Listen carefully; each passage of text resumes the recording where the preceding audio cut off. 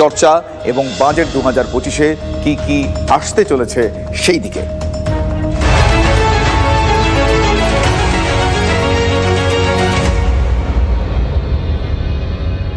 মোদী সরকারের তৃতীয় ইনিংসের তৃতীয় মোদী সরকারের প্রথম পূর্ণাঙ্গ বাজেট আর অষ্টমবারের জন্য বাজেট পেশ করবেন কেন্দ্রীয় অর্থমন্ত্রী নির্মলা সীতারামন। ইতিমধ্যেই অর্থমন্ত্রক থেকে রাষ্ট্রপতি ভবনে তিনি পৌঁছে গিয়েছেন। কিছুক্ষণ আগে আপনাদের দেখাচ্ছিলাম সেই ছবি, আরো একবার দেখাচ্ছি।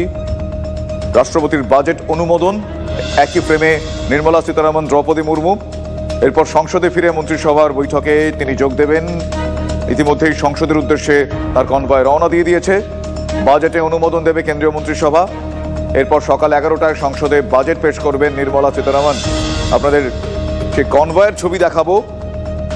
আজ রাষ্ট্রপতি ভবন থেকে সংসদের উদ্দেশ্যে যখন রওনা দিয়েছিল কেন্দ্রীয় অর্থমন্ত্রী নির্মলা সীতারামনের কনভয়, সেই কনভয়ের ছবি এই মুহূর্তে আপনারা দেখছেন। ইতিমধ্যেই তিনি সংসদে পৌঁছে গিয়েছেন। রাষ্ট্রপতি দ্রৌপদী মুর্মুর অনুমোদন লাভের পর সংসদে ফিরে মন্ত্রিসভার বৈঠক, সেই বৈঠকে বাজেটের অনুমোদন দেবে কেন্দ্রীয় মন্ত্রিসভা। আমার সহকর্মী জ্যোতির্ময় কর্মকার এই মুহূর্তে আমার সঙ্গে রয়েছেন বাজেট পেশের আগে। এই মুহূর্তে জ্যোতির্ময়ের কাছে আর কি কি খবর রয়েছে আমি জানবো। জ্যোতির্ময়,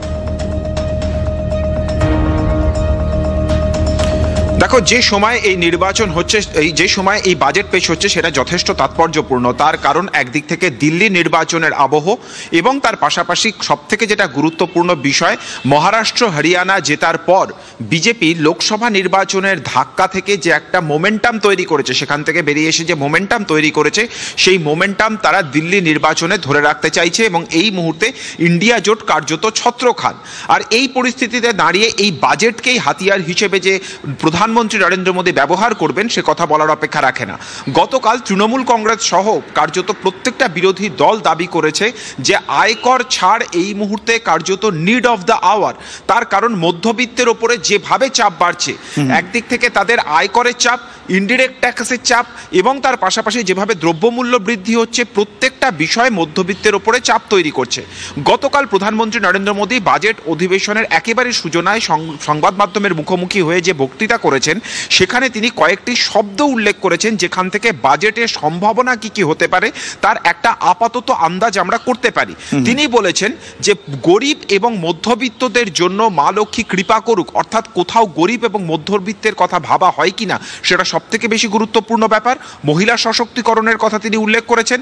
অপর দিক থেকে ইকোনমিক সার্ভেতে যে বিষয়টা আমরা দেখেছি তার মূল থিম হচ্ছে ডিরেগুলেশন এবং রিফর্ম, অর্থাৎ সংস্কারের রাস্তায় যে সরকার হাঁটবে। 2019 সালে বিভিন্ন কোম্পানিগুলিকে আরো বেশি করে বিনিয়োগে উৎসাহ দেওয়ার জন্য যা যা রুল ছিল সেই রুলে অনেকটা শিথিলতা আনা হয়েছে, কিন্তু তারপরে 2020-তে যখন কোভিড এসছে বিনিয়োগ প্রত্যাশিতভাবে কমেছে। কিন্তু কোভিড পিরিয়ডের পরে এই কর্পোরেট সংস্থাগুলি, শিল্প সংস্থাগুলির আয় বহুগুণ বেড়ে গিয়েছে, কিন্তু তারা শিল্পক্ষেত্রে কোনো রকম নতুন বিনিয়োগ করছে না, যার পর সরাসরিভাবে প্রভাব পড়ছে দেশের আর্থিক ক্ষেত্রে। এবারে সেই জায়গা থেকে কর্পোরেট সংস্থাগুলিকে আবারও বিনিয়োগে উদ্যোগী করাই এই মুহূর্তে কেন্দ্রীয় অর্থমন্ত্রীর সবথেকে বড় লক্ষ্য এবং সেই পথ প্রশস্ত করতে তিনি কি পদক্ষেপ করেন আমাদের নজর সেদিকেই থাকবে। একদম অবশ্যই সেদিকে নজর থাকবে। আপাতত তোমায় ধন্যবাদ জানাই জ্যোতির্ময়। আমার সহকর্মী জ্যোতির্ময় কর্মকার এই মুহূর্তে আমার সঙ্গে ছিলেন। আর কিছুক্ষণ পর সংসদে কেন্দ্রীয় অর্থমন্ত্রী নির্মলা সীতারামন তিনি বাজেট পেশ করতে চলেছিলেন এবং খুব স্বাভাবিকভাবেই এই বাজেট নিয়ে কি আশা আকাঙ্ক্ষা থাকে সাধারণ মানুষের সেদিকে আমাদের অবশ্যই নজর থাকবে। তবে এই মুহূর্তে আপনাদের কিছু বিশেষ ছবি আপনাদের দেখাই। কেন্দ্রীয় অর্থমন্ত্রী নির্মলা সীতারামন তিনি পৌঁছে গিয়েছেন সংসদে। সেখানে মন্ত্রিসভার বৈঠক হবে। সেই বৈঠকে অনুমোদন এবং তারপরেই 11টা নাগাদ, আজ সকাল 11টা নাগাদ বাজেট 2025 পেশ করতে চলেছেন কেন্দ্রীয় অর্থমন্ত্রী নির্মলা সীতারামন। কেন্দ্রীয় অর্থমন্ত্রীর সংসদে এই মুহূর্তে প্রবেশ করার ছবি আপনারা দেখছেন সরাসরি TV9 বাংলার পর্দায়। এবার মন্ত্রিসভার বৈঠকের পর অনুমোদনের পর 11টা নাগাদ বাজেট পেশ করতে চলেছেন কেন্দ্রীয় অর্থমন্ত্রী নির্মলা সীতারামন। যেটা আপনাদের বলছিলাম যে সাধারণ মানুষের কি কি চাহিদা থাকে, সাধারণ মানুষের কি কি আকাঙ্ক্ষা থাকে, সেই বিষয়গুলো অবশ্যই জানা দরকার। আমার সহকর্মী কৌস্তব এই মুহূর্তে আমার সঙ্গে রয়েছেন সরাসরি সল্টলেক থেকে। কৌস্তবের সঙ্গে আমি কথা বলবো। কৌস্তব, তুমি এই মুহূর্তে যেখানে রয়েছে, তোমার সঙ্গে যারা রয়েছেন তাদের সঙ্গে তুমি কথা বললে, সাধারণ মানুষের কি চাহিদা এই বাজেটে, বিশেষ করে এবার বাজেটে কোন কোন বিশেষ বিষয় তারা তাদের আকাঙ্ক্ষা আশার লিস্টে প্রথম দিকে রেখেছেন? একেবারে দেখো, আর কিছুক্ষণ পরেই কিন্তু বাজেট ঘোষণা, এবং সেদিকে কিন্তু তাকিয়ে আমজনতা। এই মুহূর্তে আমি সল্টলেকে একটি সম্ভ্রান্ত পরিবারে রয়েছি। আমি একটু জিজ্ঞাসা করে নেব যে খানিকক্ষণ পরেই তো বাজেট ঘোষণা হবে। প্রধানমন্ত্রী নরেন্দ্র মোদী কয়েকদিন আগে বলেছেন যে দেশের মধ্যবিত্ত এবং গরিবের ওপরে মা লক্ষ্মী সদয় হন। তাহলে কি মধ্যবিত্তের পকেটের চাপ কমতে চলেছে বলে একটা প্রত্যাশা রাখা যেতে পারে এই বাজেটে? দেখুন, প্রতি বছরের ন্যায় এবছরও তাই মানুষ এক্সপেকটেশন তো থাকবেই এবং করে আছে যাতে মিডল ক্লাস পার্টে এবং লোয়ার মিডল ক্লাস যে পার্টটা, সেই পার্টে একটা রিল্যাক্সেশনের এক্সপেকটেশন অন্যান্য বছরও ছিল, এবছরও আছে। এখন জানি না সেটা কতটা ফুলফিল হবে, আমরা সবাই তাকিয়ে আছি সেই দিকে। কারণ আমরা সবসময় বলি যে লাস্ট ফিউ ইয়ার্স আমরা যেটা দেখেছি যে নরেন্দ্র মোদীর বাজেট যাই হয়ে থাকুক না কেন, সেটা ম্যাক্সিমামই কিন্তু করেছে যে পুঁজিপতিদের ওপর। তো বিজনেসম্যানরা অনেক বেশি ইম্প্যাক্টেড হয়েছে, তারা অনেক বেশি সুবিধা পেয়েছে। কিন্তু এবছর আমরা আশা করছি যাতে সাধারণ মানুষ, যেটা কিনা মাস পপুলেশন অফ দ্য কান্ট্রি, তারা কতটা কি রিল্যাক্সেশন পাবে সেটার দিকে আমরা সবাই তাকিয়ে আছি। একজন ওয়ার্কিং ওমেন হিসেবে আপনি কি প্রত্যাশা রাখছেন এবারে বাজেটে?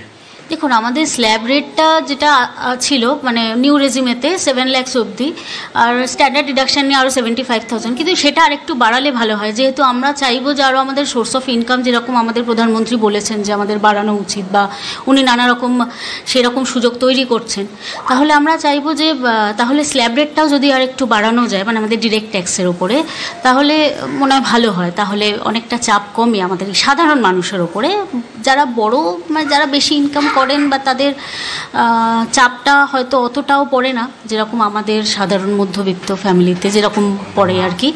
তো স্ল্যাব রেটটা যদি বাড়ানো হয়, যেরকম কথা শোনা যাচ্ছে, যেরকম যে আপ টু 15 লাখ অবধি হয়তো রিল্যাক্সেশন পাওয়া যাবে, that will be very good. আমি একজন সিনিয়র সিটিজেন যিনি আছেন পরিবারের সদস্য, আমি একটু তার কাছে একটু জানতে চাইবো যে একজন সিনিয়র সিটিজেন হিসেবে আপনি কি প্রত্যাশা রাখছেন এই বাজেট থেকে?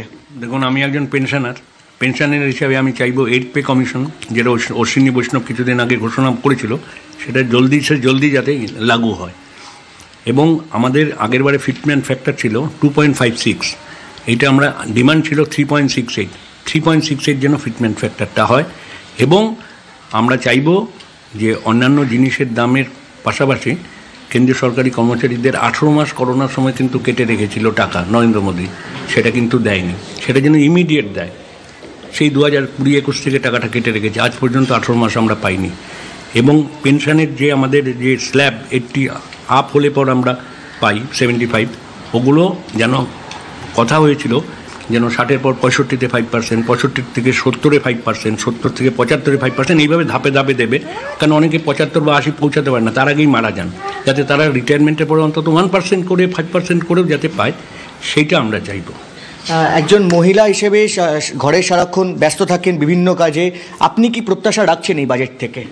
একটু গ্যাসের দামটা যেন কমে, আর ওষুধের দামটা একটু কমলে ভালো হয়। ওষুধের দাম যাতে কমে সেটা কিন্তু একটা প্রত্যাশা রাখছেন। দেখো, পরিবারের আরও অনেক সদস্যরা রয়েছেন, আমি একটু তাদের কাছ থেকে জানার চেষ্টা করবো, যার খানিকক্ষণ পরেই তো বাজেট ঘোষণা, কি এক্সপেকটেশনস রাখছেন?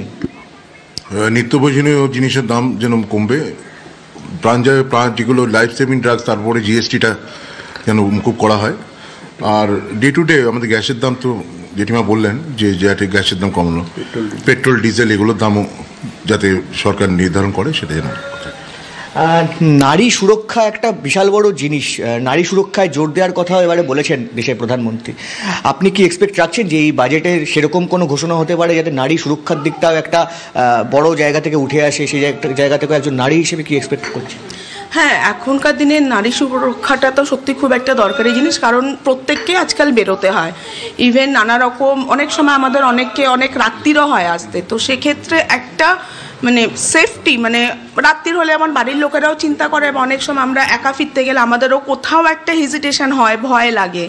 তো নারী সুরক্ষাটা তো খুবই মানে দরকারি গুরুত্বপূর্ণ জিনিস, সেদিকে একটু যদি কিছু নজর দেওয়া হয় বা কিছু ব্যবস্থা নেওয়া হয় তাহলে তো সত্যি খুব ভালো হয়। একেবারে। আপনি কোন কাজের সঙ্গে যুক্ত?